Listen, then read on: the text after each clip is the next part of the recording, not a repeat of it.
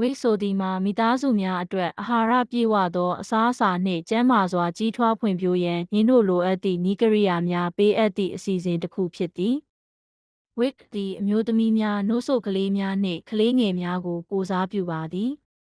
သို့သောသင်သည်အဆိုပါ၃မျိုးတွင်မှတစ်မျိုးမဟုတ်လျှင်ပင်သင့်မိသားစုသည်အရေးချင်းပြည့်မီနိုင်ပါသေးသည်အကယ်၍သင်သည်ကိုယ်ဝန်ဆောင်နေပါကကလေးငယ်တစ်ဦးမွေးဖွားပြီးစဖြစ်ပါကသို့မဟုတ်အသက်9နှစ်အောက်ကလေးတစ်ဦးကိုပြုစုစောင့်ရှောက်နေပါက remote wit ကအထောက်အကူဖြစ်စေနိုင်သည်မိသားစုများအားလုံးကိုကြိုဆိုပါသည်သင့်အနေဖြင့် remote တွင်းနေထိုင်ရန်နှင့်ဝင်ငွေလမ်းညွှန်ချက်များအတိုင်းပြည့်မီရန်သာလိုအပ်သည်ဝစ်ကသင့်မိသားစုအသုံးပြုနိုင်သည့်ကျန်းမာရေးနှင့်ညီညွတ်သောအစားအစာရရှိအောင်သင့်ကိုကူညီပေးနိုင်ပါသည်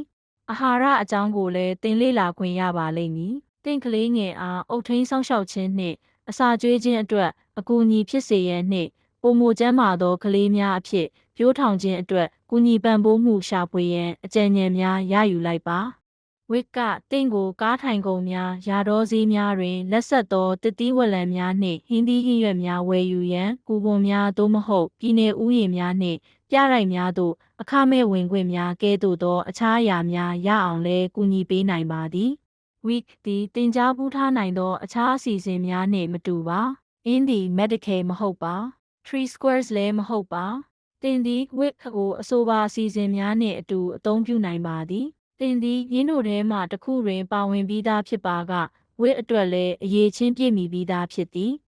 Week သည်သင်ကိုယ်တိုင်နှင့်သင့်ဘဝတွင်ရှိသားသမီးများကိုစောင့်ရှောက်ရန်နောက်ထပ်နည်းလမ်းတစ်ခုသာဖြစ်သည်။ Week အတွက်အမည်မှတ်ပုံတင်ရန်လွယ်ကူပါသည်။သင်သည်အွန်လိုင်းမှစာသားမက်ဆေ့ဖြင့်သို့မဟုတ်ဖုန်းဖြင့်လျှောက်ထားနိုင်သည်သို့မဟုတ်သင့်ဆရာဝန်ထံအကူအညီတောင်းပါ။